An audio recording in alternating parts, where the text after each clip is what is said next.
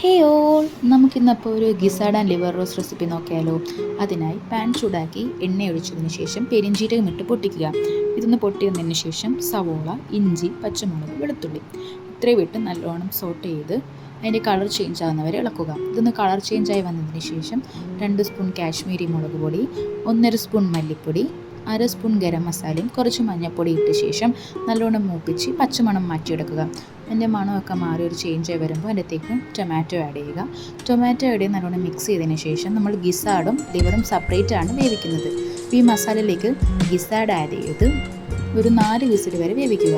അപ്പം ഞാൻ ചിക്കൻ മസാല ഇടാൻ പറഞ്ഞു, അതും 1 ടീസ്പൂൺ ഇടുക. നമ്മൾ സെപ്പറേറ്റ് ഒരു പാനിലേക്ക് നമ്മൾ നേരത്തെ ഒഴിച്ച മസാല ഉണ്ടാക്കിയ പാനിലേക്ക് കുറച്ച് മഞ്ഞൾപ്പൊടിയും ഉപ്പും ഇട്ട് നമ്മുടെ ലിവറും ഒന്ന് വേവിച്ചെടുക്കുക. രണ്ടും വെന്ത് വന്നതിന് ശേഷം രണ്ടും കൂടെ ഒരുമിച്ച് ആക്കി മിക്സ് ചെയ്ത് വെള്ളം പറ്റിച്ച് പെർലനാക്കി എടുക്കുക.